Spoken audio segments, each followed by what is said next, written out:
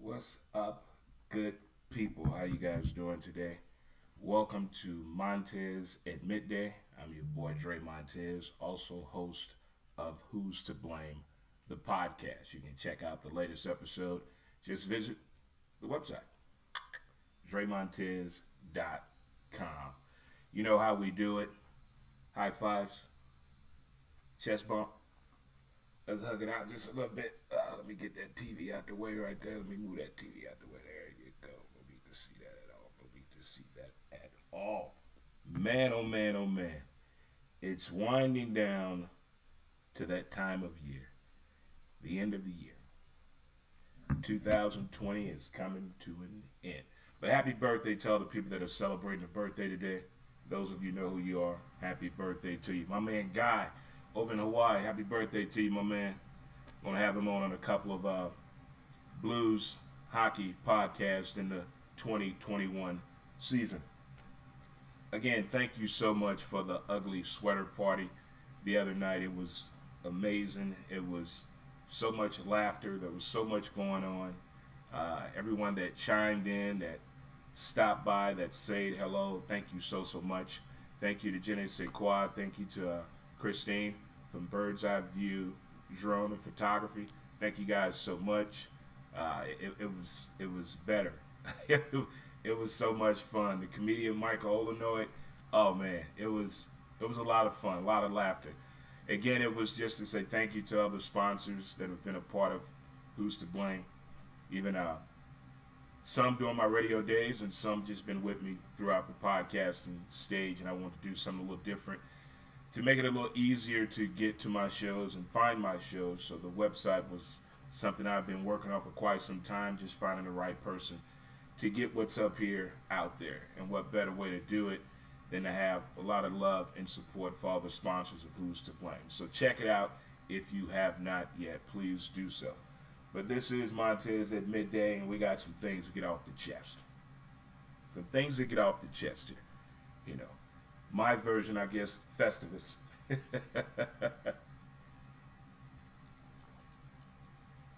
Thank you to the title sponsor, the Weed Squad, as well. Well, Monday Night Football, the ESPN analyst Booger McFarland made a statement about what has transpired with some of the off-the-field issues with football players. One in particular, Dwayne Haskins, the Washington football team's quarterback, and as well as Earl Thomas. Had kind of a similar thing kind of going on with both of these guys. But Booger McFarland took it a step further in really addressing this with the league consists of about 72% of African Americans. So he was really giving the message to the African American football player to do your job. This is a business, treat it as a business. It went on Twitter. It went away where there's a little bit of backlash, but not that much. What are your thoughts on that? You think Booger was right on point in getting that message out there on take your job seriously? If you don't know, the Washington football team quarterback Dwayne Haskins made, some bad decisions during this COVID-19 season, with his coach coming back from a cancer scare into knowing the guidelines and restrictions being an NFL football player, just not following protocol. And reports have also come out about his work ethic in camp, not in camp, Zoom classrooms, team meetings, and things like that. Just lack of effort. And we heard the same thing about former Seattle Seahawks player Earl Thomas. So it really brings to mind, again, another softball situation that I think they're giving way too much up front. We're not saying you can't have fun, but still understand that this is a job, this is a business, and you must conduct yourself a certain way. And that's not being done. So it takes me back to a time when I played softball, and these tournaments cost money. And if you are fortunate enough to get let's call this person a pharmaceutical sales rep as your team sponsor, the person that fronts all the money for the tournaments and the hotel and the balls and the uniform. If you're fortunate enough to get one of those, you're going to know what I'm talking about on this story.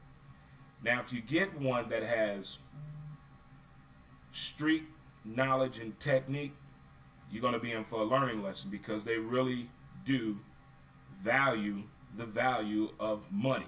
So when they're fronting this money for you to play in these tournaments and get in hotels, and you're not showing up to practice, you're not coming up to any of the team meetings, people are going to take notice, and it's going to show as your production in these tournaments.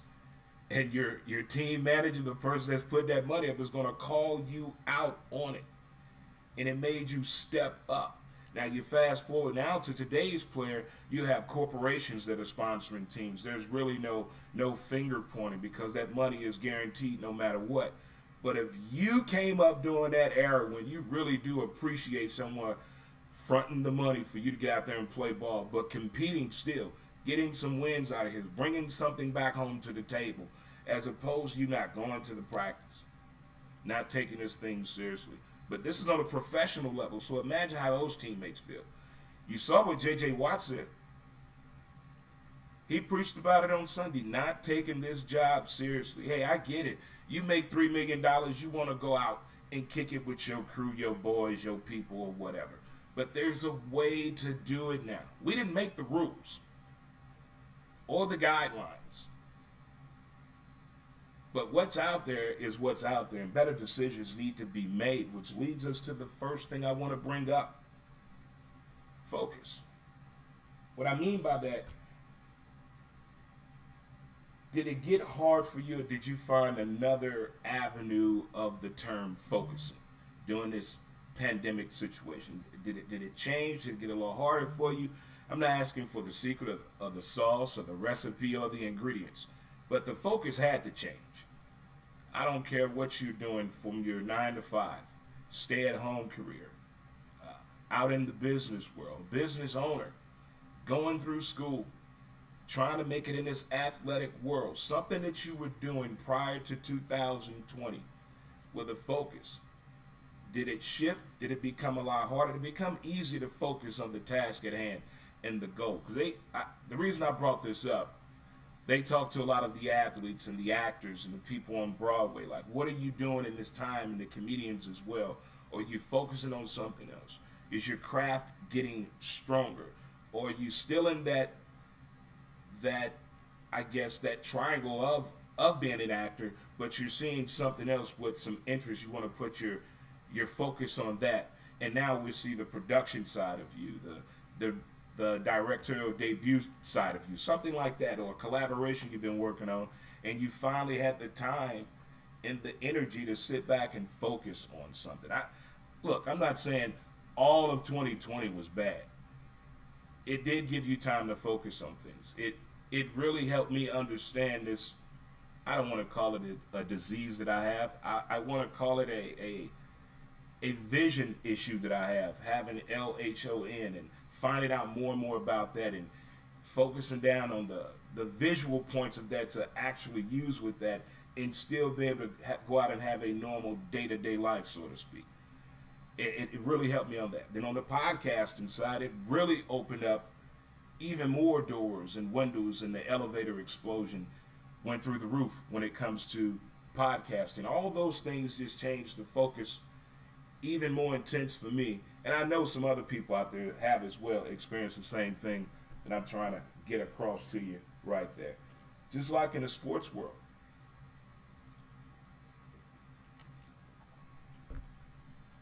When you get really close to winning and you have time to sit back and reflect on what could have been, you focus on certain things a little bit more intensely on exactly what are we missing?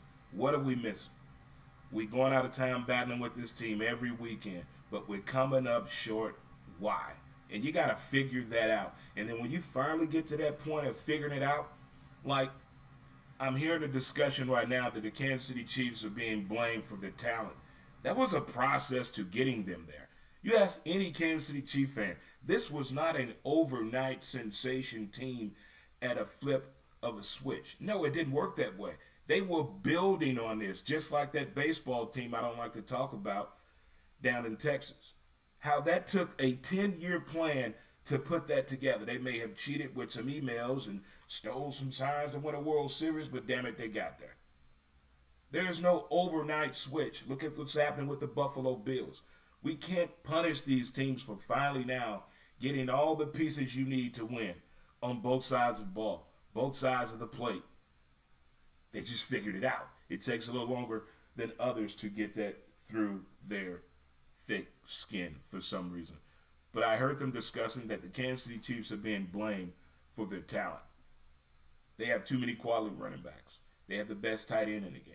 They have the best receiver in the game that can stretch the field. They have the best quarterback. Their defensive front seven is one of the best in the league, they're saying. Okay. We knew that was probably going to be the projected outcome of the Kansas City Football Chiefs from 3 years ago. So we can't be shocked and amazed when that happens. That baffles me sometimes. But that focus out there, I want to know, how did it really change for you? Did you really get up under the microscope of what you want to do and trying to do out there? Let me know on that one. Letting go and moving on. Oh, this is my favorite one right here. Letting go and moving on. No, I'm not talking about girl, he finally gone. Not that relationship shit. The hell with that. We got enough people going through that. I'm talking about just letting go and moving on from the project. We're done with it. We can do better. Let's move. Let's learn from it, But let's let it go. Let's just let it go and let's move on. Because if you keep that focus on that, still trying to hang on to it, it's going to be tough, tough, and tougher to move on. So now you have to move on. We're going into 2021. We're going to move on from that project. Look at it, learn from it, but move on. That's what you got to do. You got to, you got to. You got to. And the reason all this is coming to mind, it's reflecting on the past 4 years from going from talk radio to podcasting. This the way the transaction happened, the transition happened, the way all that came together. It's just been a time of reflection, so to speak. Very appreciative of the journey and the path, but I love it all. No regrets, none at all here. Just smiling as we're moving on. But letting go and moving on, that should be the new focus right there. And I think everything that we've been through together as a whole, as a group, as a people, everything we've been through, I think we're ready for 2021 even more than ever, because now anything is possible. Look, Kevin Garnett right there. Anything is possible now. You look at what has transpired in the past 10 months as opposed to the past 2 years, mind-boggling. Mind-boggling. We can do it. We got this thing right here, and it ain't going nowhere. It's called a heart. Huh? Little replacements. Gene Hackman, huh? Coach, what's your team problem? Gotta have heart. Gotta have heart. That's what you gotta have. And we're gonna see from the sports world who really believes that they have heart, that they have something in that locker room to go on, to match all that together and come out with W's and move this thing closer and closer to Tampa. And the Tampa, Pittsburgh, and Arizona Cardinals trivia is mind-boggling to me how close those statistics were to this year now, this week here now, through the algorithms out there. Well, Arizona screwed it up now. A possible Super Bowl rematch with the Pittsburgh Steelers and the Arizona Cardinals. Everything was lining up. It was in Tampa before. It's in Tampa this time. They both had the identical type record at the time. It was just crazy. The sports number gods are always messing with us out there. But I think we must come together and pass the eye test together. No pun intended, Dre. Let it go. Moving on. As I mentioned at the top of the show here, the website is up. DreMontez.com. Stop on by today. Say hello to all the sponsors. Hit those links. Check them out. Support small business. It works. It works. Well, we've seen the creative side with St. Patrick's Day, Easter, Memorial Day, May Day Parade, 4th of July, Halloween, Labor Day, Skanksgiving, Thanksgiving, Christmas. We've seen all the different ways they've been doing these celebrations with social media. I want to know what's going to be the one for the New Year's Eve celebration. Let's say you have a 3 to 5 room house. Do you decorate each room with a different theme? I think that'd be pretty damn cool. I want to do something different. You know, I've done what? Maybe 4 ugly sweater Zoom parties that have been damn cool. I've done a disco themed party once. But I want to see something different. I don't know. Because I like going out for New Year's Eve. Well, I used to. I used to like going to house parties. Those are the best because you get to spend the night and then they cook breakfast for you in the morning. And it's one hell of a day to start off the new year. But what is the creative side this year for you guys when it comes to, I guess the best way to put this would be your New Year's Eve celebration? I'm not talking about nobody about to get down on that one damn knee and say, will you marry me? Don't do that shit. Do that on your own time. Not up in here. Not up in here.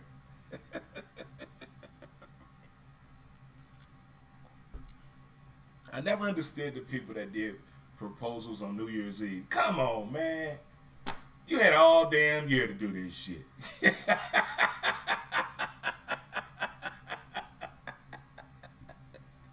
You get mad at your friends because they get their shit together. On your own time, bruh. On your own time. That's all I'm saying. That's all I'm saying.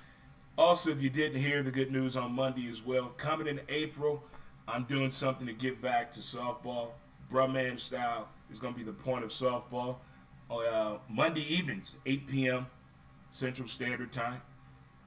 Through the live streaming connection, we'll be able to talk with some winning coaches, teams, players, tournament directors, and get their feedback from the weekend results of men's competitive tournament softball, which I love, throughout the Midwest and the Southeast region, through leagues such as NSA, USSSA, BSC, and PSA, the Premier Softball Association. That's how I'm gonna do it like that. I'm gonna reach out to the powers that be and present the idea.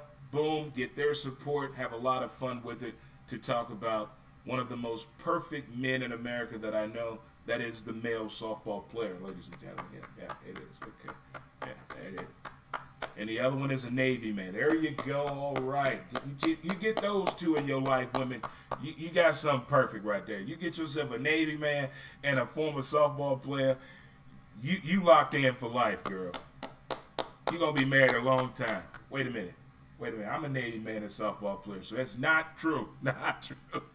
Not true. Don't do it. Don't do it. So, Monday night, Booker McFarland made a special message out there to the African-American football player. Take this job seriously. J.J. Watt did the same thing on Sunday. Take this job seriously as relations to what happened to Washington football quarterback Dwayne Haskins. Also, we talked about focus. During the pandemic, did it change? Did it help you get stronger at focusing? Did you put it in the right? Did you put the focal points in the right area that you needed to put it in? That's the bottom line right there. You always see people making posts, oh, I wasted damn time. You want to waste time? Watch the movie with Johnny Depp, Secret Window. Yeah, don't say I didn't warn you. Letting go and moving on. No, this is not a relationship show. I would never do that to people. No, never in life. Letting go from a project or a situation and moving on from there, but learning from that obstacle, that hurdle. Don't look at it as a failure. Just look at it as something. I'm going to learn from that. I'm going to learn from that.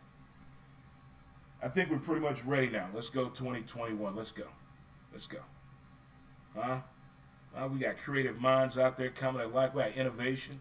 We got technology on our side, and we got the kids are finally starting to listen a little bit. New Year's Eve celebrations, what you got creativity-wise? What you got? Send me your news and notes, your thoughts. I'm thinking about just decorating each room with a different theme, places I've been, places I want to go. Tell you one thing, I wouldn't have went to Vegas if it wasn't for the pandemic. True story. True story. I was going to go to Florida. I was going to Florida. I was going to be a Gator. I was going to see a couple of cheerleaders. But Vegas, not bad. Not bad. Enjoyed it. Went to Vegas by myself at the time of my life. I got lost. I walked 27.4 miles when I got lost. But I found my way back. I went out every day from 5 a.m. until sunset. It was amazing. Great time. Great time. Vegas, I will be back. I will be back. You guys on Twitter, thanks for tuning in. You can follow me on Twitter as well at W2B Montez. Instagram, Who's to Blame the Podcast. Facebook, we have a page, Who's to Blame. As well as on YouTube, we have a page, Dre Montez. But check out that website as well. You get caught up on the latest episodes of Montez at Midday, as well as my podcast, Who's to Blame. And also get caught up on what is going on in the mind, in the mentality, and mayhem of Montez. You can get all that information, and also you can go shopping on there. It's not too late to get a gift for someone. We got the mask to cover you up during this pandemic time. We got you taken care of. Get yourself a visor. Get yourself a t-shirt. Or if you're over in Bell Vegas, you can stop downtown at Beatniks and grab your Who's to Blame t-shirt there as well. All kind of ways to stay involved and stay connected with the show here today. So, New Year's Eve celebrations. I think that is maybe one of the biggest things I think a lot of people are really they're gonna tone it down a little bit. Stay at home with a bottle. Is there a good New Year's Eve movie out there? I've already saw WW84. I'm gonna keep my comments to myself. I'm gonna give you guys time to watch it, but we're gonna talk about it in a couple of weeks. I gotta get something off my chest. I can't let it go, Dre. See? I'm letting go, and I'm moving on. You see how easy that is? I'm letting go and moving on. Oh my goodness. I want to thank you guys for tuning in to Montez at midday. I check with you guys on Friday. Party safe, party smart, and party all damn night long. I want you dancing on the ceiling. Smoke them if you got them. No drinking and driving, because you may spill your drink. Utilize all these driving services out there. Bring the party to you. Bring the party to you. Don't go to the party. Bring the party to you. Huh? We're going to high five it on up out of here, right? Huh? It's our last show of the 2020. We'll be back for you on the first. On the first? On the first. On the first. On the first. On the first. High five, kids. Chest bump. Let's hug it out this time. I won't see you guys again in next year. We've had some fun. Been some memorable moments here. Behind the scenes. During the scenes. The thought process. The outcome. 2020. What a year it has been. I didn't see this coming. Well, you guys enjoy the rest of your day. And I'm going to get out of here and sing.